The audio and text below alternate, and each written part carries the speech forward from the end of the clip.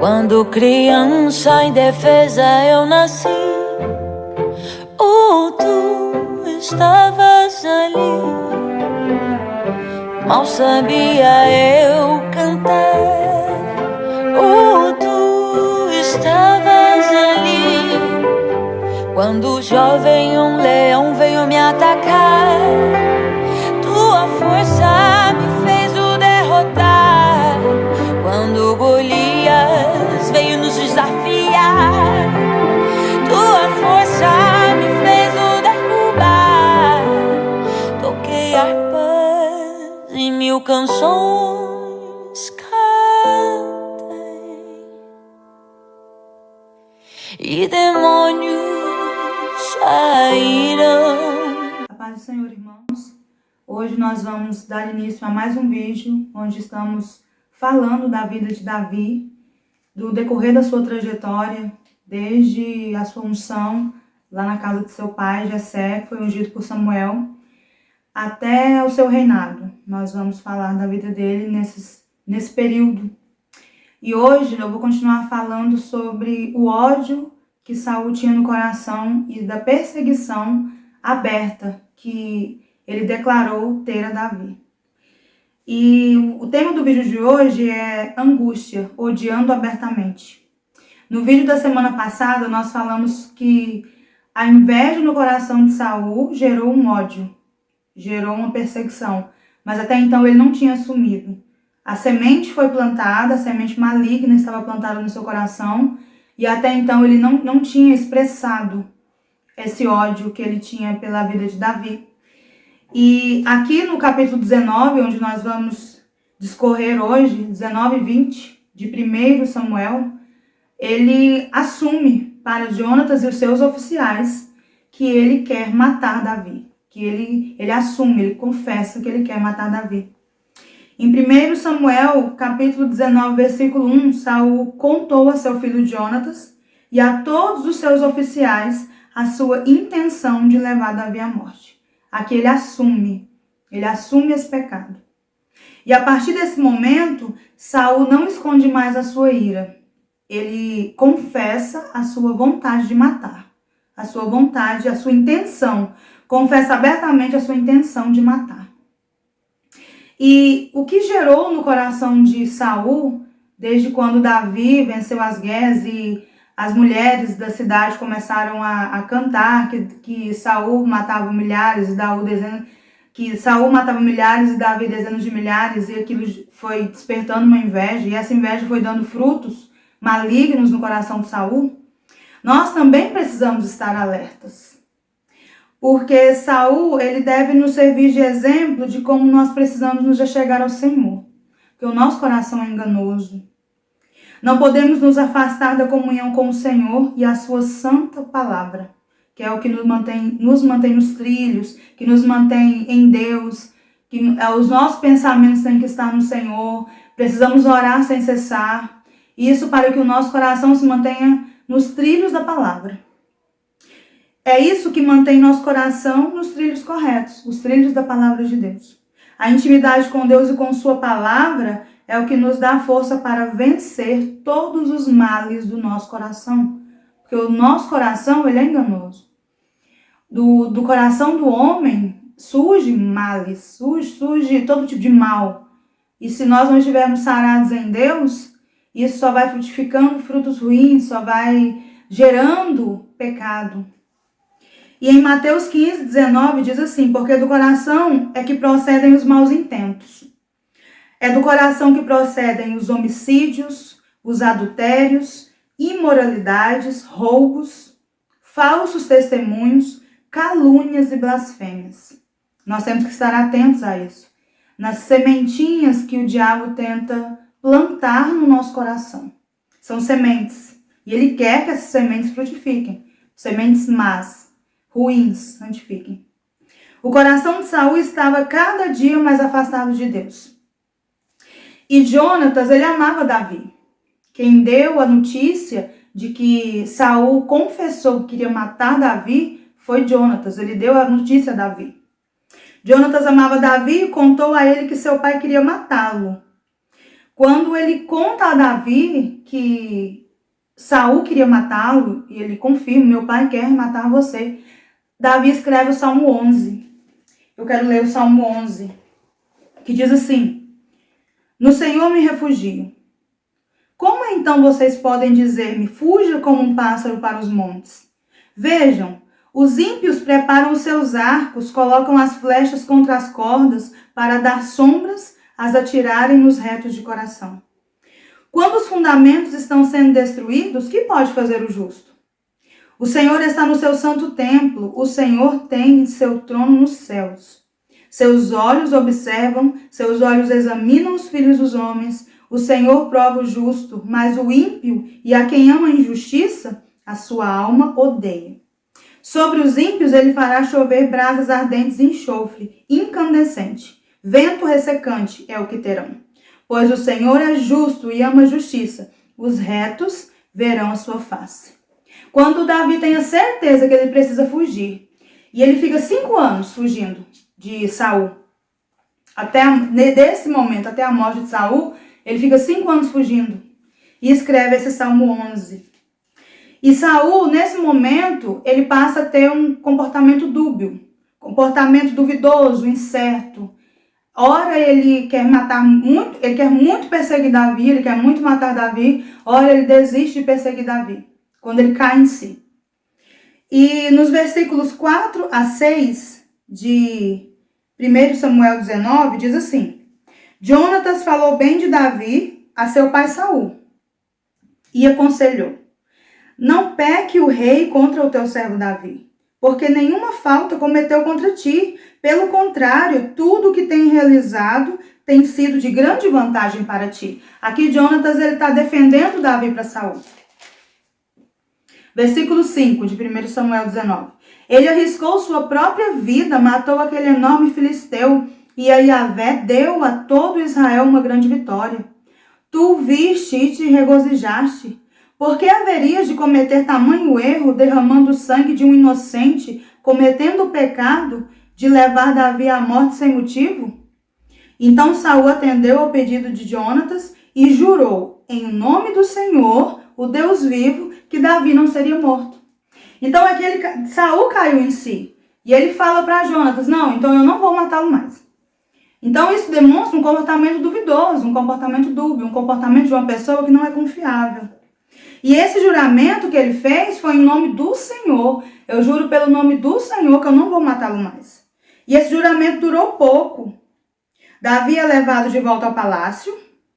Aparentemente tudo ficaria em paz logo após esse juramento, mas o comportamento de Saul muda. Quando nós lemos os versículos 9 e 10 de 1 Samuel, quando Davi volta para o palácio e ele vai guerrear, ele vence a batalha, e no versículo 9 diz, no versículo 8, entretanto uma nova guerra irrompeu contra os filisteus, e Davi liderou essa guerra. Davi prontamente os atacou e derrotou de forma tão devastadora que todos eles fugiram atônitos. Davi vence os filisteus mais uma vez. Ora, um espírito maligno mandado segundo a vontade do Senhor dominou Saul, quando ele estava sentado em sua casa, e segurava firme sua lança à mão, enquanto ouvia Davi que dedilhava sua harpa. Num dado momento, Saul procurou encravá-lo na parede com sua lança, mas Davi desviou-se e a lança ficou encravada na parede. E Davi conseguiu sair correndo e fugiu de Saul naquela mesma noite. Contudo, Saul enviou alguns homens à casa de Davi com o objetivo de vigiar sua casa e matá-lo. Aqui, Saul ele jogou a lança contra Davi e Davi fugiu, foi para sua casa. E Saul enviou homens atrás dele com o objetivo de vigiar sua casa e matá-lo. Logo ao raiar do dia. Contudo, Mical, a esposa de Davi, lhe deu este conselho: se não escapas esta noite, amanhã serás um homem morto. Então aqui, quando Davi foge, ele foge para sua casa e Mical dá esse conselho para ele: foge agora, foge esta noite, senão amanhã você será um homem morto. Porque ela sabia que Saul queria matar Davi. E então ela bola um plano, Davi foge pela janela, ela coloca um ídolo no lugar. Não sabemos porque ela teria aquele ídolo ali, mas tinha.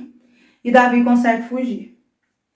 E na fuga de Davi, ele escreve outro salmo, que nós vamos ler mais adiante. Mical ajuda na fuga de Davi, salvando sua vida. Ela pega um ídolo, um terafim, que ela não deveria ter, coloca almofadas em cima e um manto para fingir que era Davi. Um terafim era do tamanho de um homem. E quando os homens de Saul chegam para pegar Davi, Mical mente, dizendo que ele estava na cama. Os homens vêm, pensam que Davi está na cama e voltam para falar com Saul. Depois, para um tempo, leiam o capítulo 19 e 20 de 1 Samuel, que conta essa história bem claramente. No versículo 15, a parte B do capítulo 19, Saul diz: tragam-no até aqui em sua cama para que eu o mate. Então ele declara, o comportamento dele muda já. Tragam ele até aqui, mesmo que ele estiver deitado em sua cama para que eu o mate. Davi já tinha fugido pela janela. E os homens de Saul vão até lá e percebem que se tratava apenas de uma estátua. Eles voltam e descobrem a estátua. E Saul acusa Mical de enganá-lo e seu ódio por Davi continua crescendo cada vez mais. Quando Davi foge pela janela, ele vai se encontrar com Samuel. E quando nós lemos, a primeira coisa que ele faz quando ele foge de Saul é ir se encontrar com Samuel, nós temos mais um exemplo aqui, nós aprendemos mais alguma coisa com Davi. Essa atitude de quando ele, na angústia, na fuga, ele vai encontrar um homem de Deus a qual ele confiava, nos ensina que quando estamos angustiados, quando queremos fugir, quando queremos sair de uma situação, nós precisamos nos aproximar de homens e mulheres de Deus. Homens e mulheres que tenham a palavra de Deus para nós. Não pessoas que não ouvem de Deus para nos aconselhar. Sempre que você precisar de um conselho na sua vida, sempre que você precisar de um amparo, de um apoio, ouça aquelas pessoas que ouvem de Deus. Porque elas vão ter a palavra correta no momento certo para te dar. E aqui Davi sabia disso. Samuel, que era o seu líder espiritual, que ungiu ele, primeira unção, ele foi procurá-lo. Assim que ele fugiu, ele foi procurá-lo. Vamos ler 1 Samuel 20, aqui nós já vamos passar para o capítulo 20, onde esse capítulo fala de um jantar. E nesse jantar era a festa da lua nova. Era uma festa, Saul ia dar um jantar e Davi não estava presente. Vamos ler dos versículos 30 ao 33. Então Saul se inflamou de cólera contra Jonatas e esbravejou: filho de uma vagabunda insolente, acaso não tenho pleno conhecimento que tens favorecido o filho de Jessé para a tua vergonha e para a vergonha daquela que te deu a luz? Por que Saul trata Jonatas assim? Porque ele faz um combinado com Davi. Davi está foragido aqui e Saul e Jonatas combinam com Davi. Amanhã é festa de lua nova, meu pai vai dar um jantar e seu lugar vai estar vazio. E eu vou sondá-lo para saber se realmente a intenção dele é matar você. E aqui quando Jonatas começa a conversar com Saul sobre Davi, ele se ira. Saul trata Jonatas com ódio. No versículo 31 diz: Saul dizendo: enquanto o filho de Jessé estiver com vida na terra, tu não estarás em segurança, nem o teu reino. Trata, pois, de encontrá-lo e trazê-lo à minha presença, pois eis que ele está condenado à pena de morte. Contudo, Jonatas ponderou a seu pai: por que deverá ele morrer? Que te fez Davi? Diante destas palavras, Saul tomou sua lança e a arremessou contra Jonatas, com a gana de matá-lo. E assim ficou claro para Jonatas o quanto seu pai estava determinado a destruir a vida de Davi. Aqui Jonatas sabe, ele cai em si e percebe que chegou um momento de caminho sem volta. Chegou um momento que não tinha como mais Davi voltar para o palácio. O capítulo 20 ele é concluído de uma forma muito linda, de uma demonstração de amizade. Mas antes disso, Jonatas faz um combinado com Davi. Que depois da festa, depois do jantar, era para Davi ficar escondido e Jonatas ia para o jantar, que foi onde Saul trata ele com ódio, porque ele começa a falar de Davi. E Jonatas pergunta, o que ele te fez? Por que você quer matá-lo? Ele não te fez nada, só fez o bem, não o mal. E Saul confessa mais uma vez que quer matar Davi. E o que Jonatas tinha combinado com Davi anteriormente? Você fica escondido e eu vou levar um moço comigo, um servo. E eu vou tirar uma flecha e vou pedir para ele buscar. E você vai ouvir. Se eu falar, a flecha está para lá de você, é porque era para Davi fugir. Se Jonatas falasse para o servo, a flecha está antes de você, está mais perto, está para cá, era porque Davi podia voltar, que ele não seria morto. E os versículos 41 e 42 do capítulo 20, quando Jonatas fala para o seu servo, as flechas estão para lá de você, pode pegá-las. Davi ouve aquilo e tem a certeza que Saul queria realmente matar. E os versículos 42 e 43 diz, 41 ao 43. Assim que o servo de Jonatas partiu de volta à cidade, porque aqui depois que o servo vai pegar as flechas, Jonatas fala, pode voltar à cidade. E ele fica sozinho. Assim que o servo de Jonatas partiu de volta à cidade, Davi saiu de trás do outeiro, atirou-se ao chão e inclinou a fronte 3 vezes, encostando o rosto na terra, diante de Jonatas. Em seguida, os dois se abraçaram. Então despediram-se beijando um ao outro e chorando copiosamente. E Davi pranteou ainda mais do que Jonatas. Então Jonatas encorajou a Davi, dizendo, vai em paz. Quanto ao pacto de amizade leal que juramos um ao outro, em o nome do Senhor, que o próprio Yahvé seja testemunha entre mim e ti, entre a minha descendência e a tua. E assim Davi partiu e Jonatas retornou à cidade. Aqui Davi parte e se inicia os 5 anos de fuga que ele teve de Saul. 5 anos fugindo da morte, sem fazer mal a Saul. E nós demos um exemplo, um episódio de aliança de amizade. Quando Jonatas reconhece e ele afirma essa aliança com Davi, que quando Davi se torna rei, ele cumpre, ele é leal. Quando ele resgata Mefibosete, que é o filho de Jonatas já morto, quando ele se torna rei, ele cumpre essa palavra, a aliança para com a descendência de Jonatas. E um exemplo de aliança hoje é que na igreja nós temos pessoas que são capazes de se alegrar conosco. São capazes de estar juntos, são capazes de sorrir. Tem pessoas que se divertem conosco, são capazes de se divertir juntamente conosco. Mas o fato é que são poucas pessoas que choram conosco. São poucas pessoas que dobram os joelhos e intercedem por nós diante de Deus. Que querem ver o crescimento, o nosso crescimento, que querem ver o deslanchar do ministério, o ministério em geral, o interceder pela igreja, pelo corpo de Cristo. Quando nos alegramos, estamos juntos, sorrimos juntos, é fácil. Mas com quantas pessoas você já chorou? Já orou, já intercedeu? Como Jonatas fez aqui com seu pai. Ele intercedeu por Davi, para Saul, mesmo correndo risco. E cumpriu a sua promessa. Foi lá e falou para Davi que ele tinha que fugir, senão ele seria morto. E nós temos que nos atentar para essas pessoas que choram conosco quando estamos passando momentos difíceis. Que, como Davi aqui, ele teve tanta liberdade, no versículo 41, que diz, quando ele sai de trás do outeiro, ele atirou-se ao chão e inclinou a fronte 3 vezes, encostando o rosto na terra, diante de Jonatas. Em seguida, os dois se abraçaram. Então despediram-se beijando um ao outro e chorando copiosamente. Amizade, aliança. E no versículo 42, como Jonatas o encorajou. Jonatas encorajou a Davi dizendo, vai em paz. Quanto ao pacto de amizade leal que juramos um ao outro, em nome do Senhor, que o próprio Yahvé seja testemunha entre mim e ti, entre a minha descendência e a tua.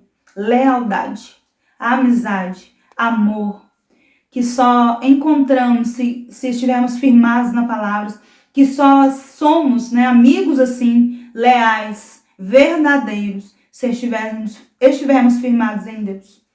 Romanos 12:15 diz: alegrai-vos com os que se alegram e chorai com os que choram. Cerque de pessoas melhores do que você. Nós precisamos estar cercados de pessoas melhores que nós, pessoas que nos edificam, pessoas que nos impulsionam, que irão nos confrontar e que irão nos desafiar a crescer. Precisamos ser confrontados, precisamos ser desafiados, precisamos crescer. Esse tipo de pessoa normalmente sabe se alegrar com você, mas também sabe chorar com você. Pessoas que te desafiam, que são verdadeiras, elas se alegram e elas choram. O versículo 42 de 1 Samuel 20 é um exemplo claro disso, de uma aliança de pessoa que se alegra e que chora junto. E muitos anos depois, Davi cumpriu essa promessa que fez a Jonatas. Ele morre numa batalha, e Saul também morre nessa mesma batalha. E Davi, quando se torna rei, ele cumpre a promessa, trazendo o filho de Jonatas para a mesa, para o palácio. E quero trazer agora a semente que tinha no coração de Saul. Aqui Davi vai fugir por 5 anos, mas voltando lá em Saul, quando o diabo plantou aquela semente no coração dele. Todo pecado começa com uma semente, e aos poucos ela vai crescendo e ganhando espaço no coração que evita confessar e arrepender-se. Muitas vezes nós não confessamos tudo. As pequenas sementes que o diabo planta no nosso coração. Tem áreas da nossa vida que nós não deixamos Deus entrar lá. Não deixamos Deus sondar lá. Áreas, pecadinhos pequenininhos, sementinhas pequenininhas que o diabo plantou. E aquela semente vai ganhando espaço e a gente evita de confessar, evita de expor o nosso coração para o Senhor. E a gente vai deixando. E eu quero deixar algumas perguntas. Qual área da sua vida você evita confessar? Que você vai deixando, não confessa. Qual área da sua vida você evita confessar? Qual área da sua vida você evita deixar que Deus sonde? Qual área do seu coração ainda não foi transformado? São as pequenas sementes que o diabo planta. E se nós deixarmos dar frutos, vira muitas vezes um caminho muito difícil de reverter. E aqui eu vou citar algumas sementes que o diabo tenta plantar em nós. O diabo ele é sutil. E muitas sementes que ele planta nós não percebemos de imediato. Ele é sutil. Você tem inveja das pessoas? É uma semente. Você tem pensamento de ódio? É uma semente. Você tem desejos sexuais ilícitos? É uma semente. Pensamentos de prostituição ou de adultério? Você precisa de uma cura definitiva na sua vida? Que você vai varrendo ela para debaixo do tapete? Vai protelando? Você precisa de cura definitiva? Precisamos ser sinceros com o Senhor, se nós precisamos de cura definitiva. Você tem fraqueza em relação ao dinheiro? É uma semente. Você tem alguma compulsão? Como estão seus relacionamentos? Você precisa liberar perdão para alguém? Você precisa pedir perdão para alguém? Se tem alguma pendência nessa área, é uma semente. Você precisa pedir perdão para alguém? Você tem coração rebelde? Como são suas palavras a respeito da sua liderança? Você usa sua língua para destruir os outros? É uma semente, muitas vezes imperceptível, que o diabo vem plantando no seu coração. Você se acha melhor do que os outros? Você é orgulhoso? Orgulho é uma semente. Você acha que Deus precisa muito de você na obra dele? Quando nós achamos que somos indispensáveis, é uma semente que o diabo planta no nosso coração. Qual a sua imagem de si mesmo? Como você se vê? Dependendo de como você se olha, o diabo plantou uma semente em seu coração. Se você se acha autossuficiente, sentimento de independência de Deus, não depende de Deus para fazer as coisas, para tomar decisões. Baixa autoestima é uma semente. Mentalidade de vítima é uma semente. Você tem amado a mentira? A mentira é uma semente do diabo, porque ele é o pai da mentira. Como é seu testemunho no ambiente familiar? Como é seu testemunho no seu ambiente de trabalho? As pessoas que te rodeiam no ambiente de trabalho veem você como exemplo do perfume de Cristo? Você perfuma o ambiente com a sua santidade? Quais são as áreas do seu coração e da sua mente que precisam de um arrependimento genuíno? Deixa Deus te sondar. Quais são as áreas do seu coração e da sua mente que precisam de arrependimento de verdade? Ah, Deus, eu me arrependo mesmo. Não é apenas um remorso, não é apenas uma culpa por certos sentimentos, certos desejos, mas eu quero me livrar disso e só o Senhor pode livrar. E aí confesse e deixe. Evite que a semente cresça mais e mais até o ponto de ficar irreversível ou até o ponto de você se afundar e não conseguir sair. Peça ajuda. Pense nessas perguntas, mas pense em termos práticos no sentido de atitude mesmo. De parar na presença do Senhor nesse sábado, ou se você estiver vendo esse vídeo em algum outro dia, pare na presença do Senhor, deixe o Espírito Santo sondar seu coração, porque Saul começou como uma semente de inveja. Deus escolheu ele como rei de Israel, e ele começou uma semente no seu coração, ela foi tomando espaço, ela foi germinando, até o ponto de ele confessar que queria matar. Invista tempo em oração sobre tudo isso. Tudo isso que você acabou de ouvir. Não deixe para amanhã. Deus quer a sua mudança hoje. Deus quer falar com você hoje. Ele quer sondar seu coração hoje. Ele quer te santificar hoje. Ele quer arrancar do seu coração sementes que o diabo plantou e sutilmente, e você não tem percebido. E Deus irá se manifestar na sua vida novamente, poderosamente. Que o Senhor te abençoe e guarde seu coração.